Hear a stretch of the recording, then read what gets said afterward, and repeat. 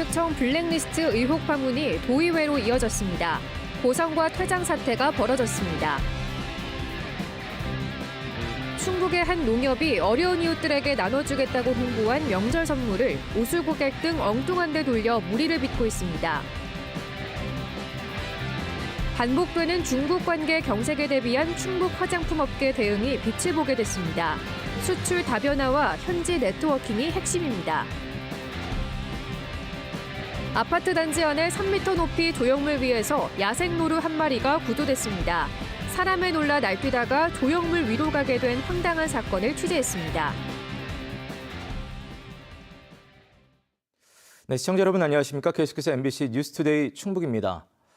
도교육청 직속기관인 단재교육연수원에서 제기한 블랙리스트 논란이 도의회에서도 화두가 됐습니다. 한 해 주요 업무를 보고하는 자리에서 김상열 단재교육연수원장은 의원들과 고성을 주고받다 퇴장을 당했습니다. 보도에 이지연 기자입니다. 충북 도교육청 직속기관의 업무 보고가 있던 제406회 도의회 임시회.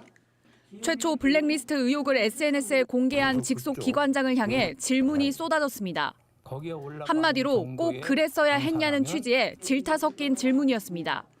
꼭 이런 걸 SNS에서 해결해야 되는 것이었는지, 당사자들을 만나서 이렇게 해결할 수는 없었는지. 당사자인 김상열 단재연수원장도 굽히지 않았습니다. 특정한 사람에 대해서 배제를 해달라라고 하는 그런 내용이 있었기 때문에 이제 그런 식으로 표현을 한 겁니다.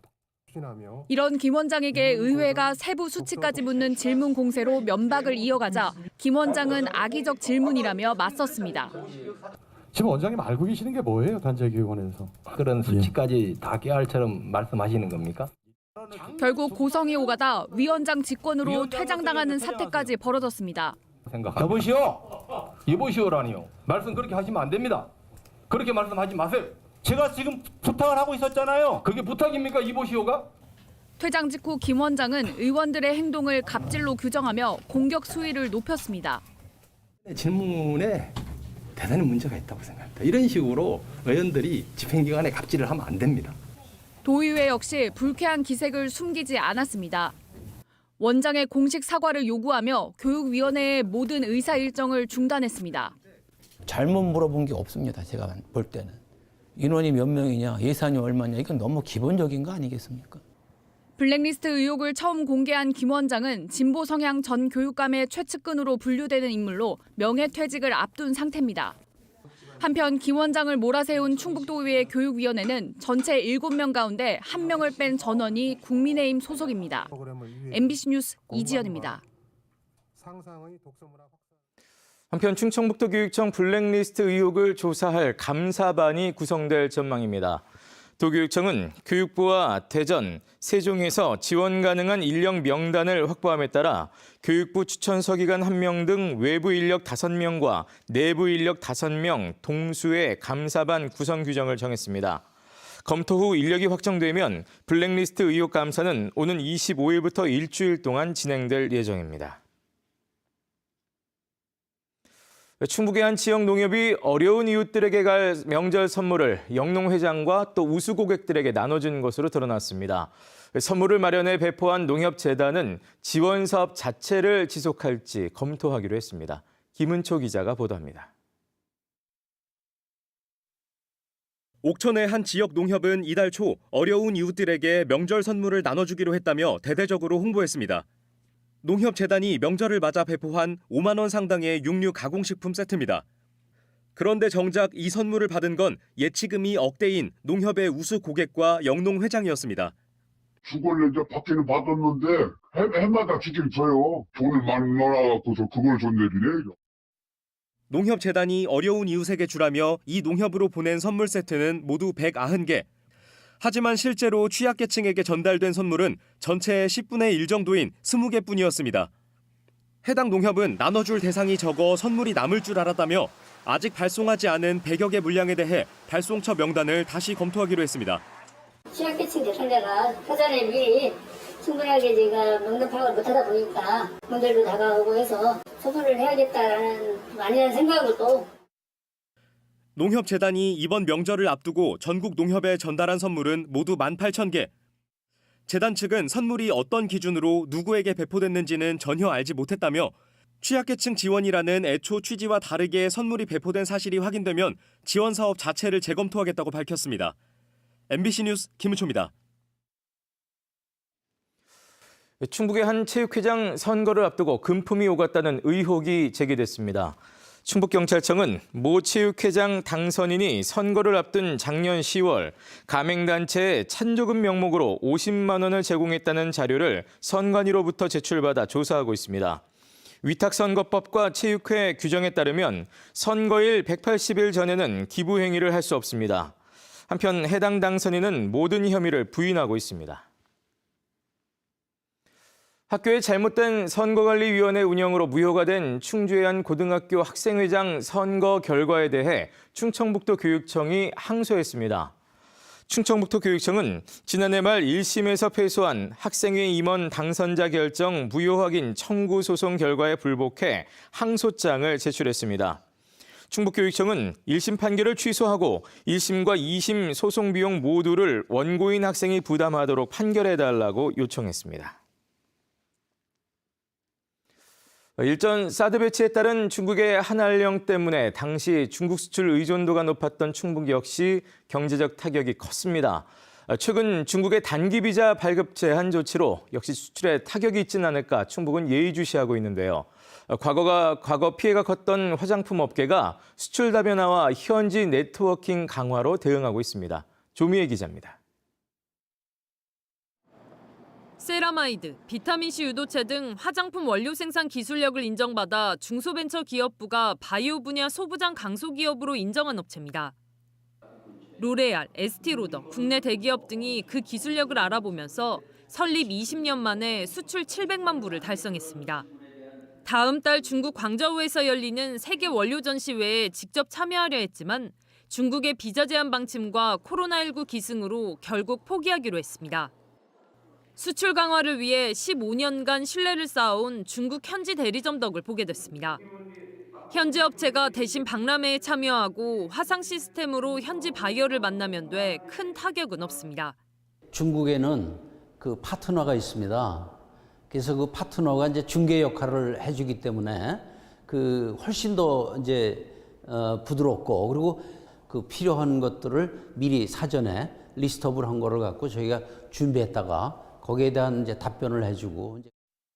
도내 화장품 업계에서 중국은 여전히 큰 시장이지만 과거처럼 절대적이지도 않습니다. 중국의 중소 화장품 업계의 최대 수출국은 수출량의 28.5%를 차지한 미국. 중국은 두 번째로 밀려났습니다. 전국 화장품 수출의 절반 이상이 여전히 중국에 의존하는 것과는 대조적입니다. 2017년만 해도 중국은 충북 화장품 업계의 최대 수출국이었지만 중국 수출 비중은 4년 만에 10.9%포인트가 줄고 미국과 일본, 러시아 등의 수출이 대폭 증가했습니다. 중국 쪽으로 중심되었던 것이 자국화로 되고 있는 것이 지금 최근 이제 추세거든요. 미국 쪽으로 많이 지금 방향을 좀 돌리고 있고요. 거기를 거점으로 해서 이제 중남미로 진출할 수 있는 교두부를 확보하는 그런 전략들을. 충북도는 맞춤형 컨설팅과 세계 최대 규모 박람회 참가 지원 등을 통해 도내 중소기업들의 수출 다변화에 공을 들여왔다고 밝혔습니다. 올해 목표는 중남미 시장 진출입니다. 멕시코에 맞춤형 수출 지원을 하고자 예산을 확보를 했습니다. 동남아나 북미만 대상으로 하다 보면은 수출의 한쪽으로 편중되어 있기 때문에 앞으로 다각적으로 이제 중남미 쪽에도 우리가 기초나 색조 화장품 쪽으로도 수출을 확대해 나갈. 충북 화장품업계는 중국 리스크를 줄이기 위해 수출국 다변화와 현지 맞춤형 전략을 모색하고 있습니다. MBC 뉴스 조미입니다. 야생동물인 노루가 지상 3m 높이의 아파트 조형물에 빠졌다가 반나절이 지나서 구조됐습니다. 지난 주말 많은 눈이 내리면서 먹이를 찾아 산 아래 아파트까지 내려온 것으로 보이는데 사람을 피해 도망치다 자칫 죽을 뻔했습니다. 이승준 기자가 취재했습니다. 아파트 단지 안 3m 높이의 원통형 조형물 위에 노루 한 마리가 올라가 있습니다. 한밤중 119 구조대원들이 뜰채를 이용해 노루를 끌어올려 구조에 성공합니다. 그제 오전 9시 40분쯤 이 아파트 단지로 들어왔다가 사람을 보고 놀라 달아났던 노루입니다. 저 후문을 다 뛰더라고. 그래서 소장님하고 이제 찾으니까 못 찾았지. 그래서 저기서 니다 보니까 올라앉았더라고 뭐가. 깜짝 놀랐지 그래서. 막다른 길에 다다르자 담장을 뛰어넘었는데 담장 넘어 바닥까진 6m가 더 됐습니다. 이 아파트에는 빗물을 재활용하기 위한 빗물바지통이 있습니다. 높이가 한 3m 정도 되는 조형물인데요. 다행히 노루가 이 빗물바지통에 빠지면서 생명을 구할 수 있었습니다. 만약에 이게 높이가 5m 가까이 되는데 앞이 막혔기 때문에 무보고 뛰어내려야 하는데 그 시설이 만약에 없었다면 아마 죽었을 겁니다. 그러나 구조까진 쉽지 않았습니다. 우리가 할 수 있는 방법이 없어서 119에 이제 신고를 했잖아요. 그랬더니 119에서는 시 종합민원센터에 전화를 하시라고 전화번호를 알려주더라고요. 그래서 또 거길 전화했더니 자기들이 또 담당자가 따로 있다고 하면서 담당자한테 연락을 하면 해가 지고서야 구조대가 도착했고 1시간 넘는 작업 끝에 무사히 구출했습니다. 노루가 진정이 안 된 상태여서 저희가 갖고 있는 약품을 이용해서 근육이완제를 3cc 투여하고 20분 경과 후에 노루가 진정이 되어서 동물포획 장비를 이용해서 하루 종일 노루와 함께한 아파트 주민들은 먹이까지 갖다 주며 응원했고 추운 밤을 넘기지 않아 안도했습니다. 하룻밤을 잤으면 더 얼어 죽을 수도 있었잖아요. 다행히 밤을 넘기지 않고 구조가 돼서 너무 다행인데 좀 다친 것 같더라고요.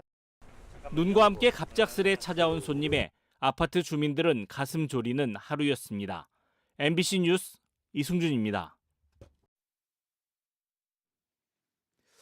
충북 기업 10곳 중 6곳은 올해 설 명절 경기를 지난해보다 나쁘게 보는 것으로 나타났습니다. 청주 상공회의소가 도내 153개 기업을 대상으로 설 명절 체감 경기를 조사한 결과 악화가 60.3%로 지난해보다 15%포인트 늘었습니다. 세부적으로는 다소 악화가 44%로 가장 많았고 지난해와 비슷은 36.9%, 매우 악화 16.3% 등의 순이었습니다.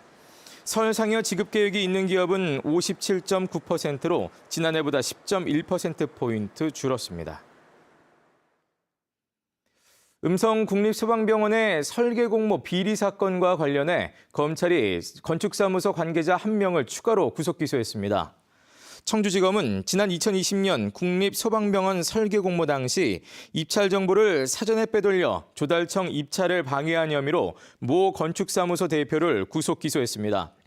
앞서 구속 기소된 브로커와 건축사무소 관계자에 대한 재판이 진행 중인 가운데 검찰은 연루된 소방청 직원과 함께 윗선인 이은교 전 소방청장에 대해서도 수사를 이어가고 있습니다.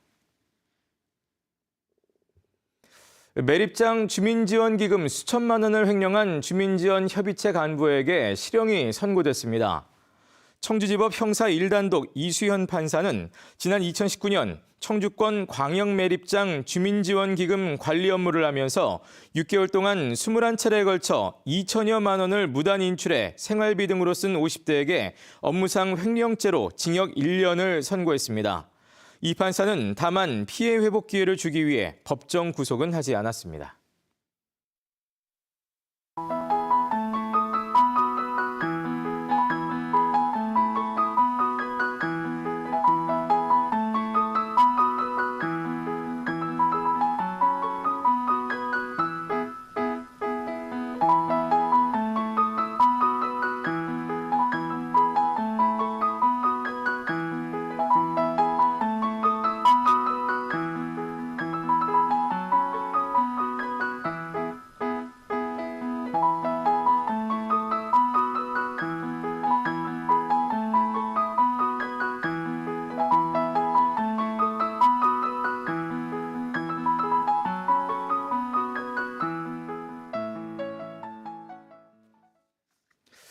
도내 학교 급식 노동자 12명이 폐암 의심 상태 진단을 받은 것과 관련해 학교 비정규직 노조 충북지부가 기자회견을 열고 노동환경 개선을 촉구했습니다. 이들은 지난해 말 교육청이 도내 학교급식실 종사자 1,600여 명을 대상으로 실시한 폐 건강검진에서 이같이 나왔다며 급식 노동자 건강 보장을 위한 대체 인력 확대와 환기시설 개선 등을 요구했습니다.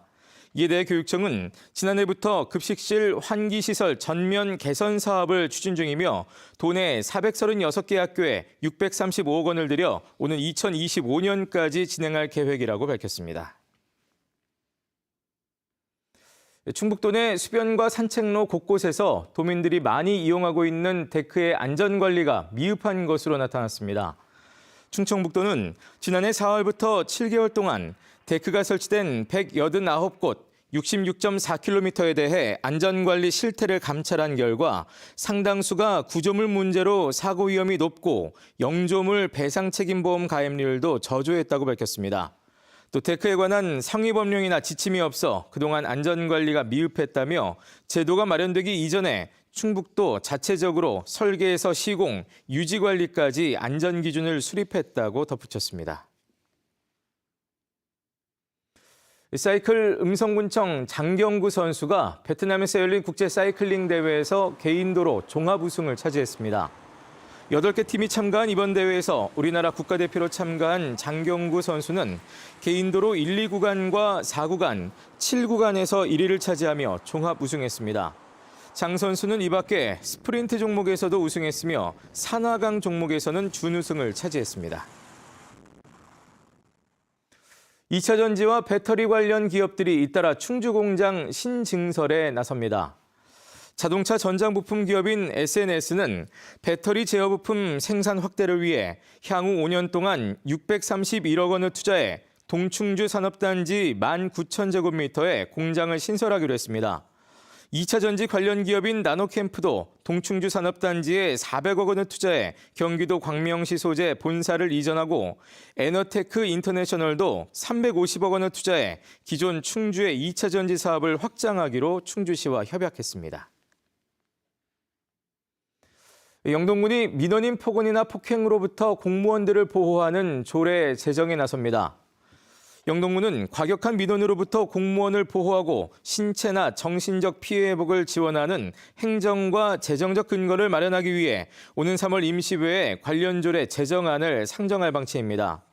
조례안은 악성 민원에 대응할 안전요원 배치와 치료에 필요한 비용과 시간 제공 등을 담고 있습니다. 음성군의 상수도 유수율이 90% 가까이 개선된 것으로 나타났습니다. 음성군은 지난 2019년부터 연차적으로 노후 상수도 간 교체 작업을 벌인 결과 2018년 59%였던 상수도 유수율이 88%까지 올라 연간 100만 톤 이상의 누수를 막고 이에 따른 11억 6천만 원의 비용을 절감하게 됐다고 밝혔습니다. 2019년부터 총 사업비 262억 원 규모로 시작된 음성군의 상수도 정비 사업은 내년까지 이어집니다. 충북보건환경연구원이 하수처리장 유입수를 통해 감염병 유행을 미리 예측합니다.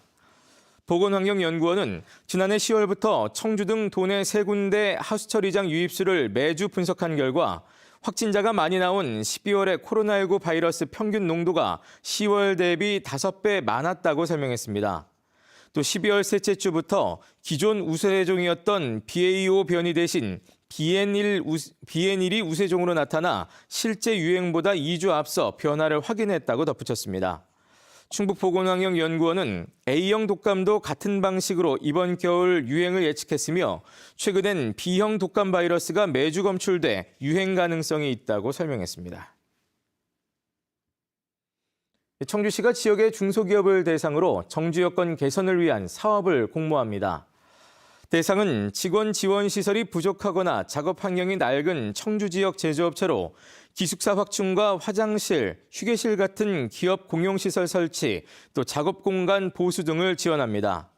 희망기업은 오는 25일부터 31일까지 청주시 기업투자지원과로 신청하면 되며 청주시는 자체 공모와 심사를 거쳐 3월 지원 대상을 선정할 계획입니다.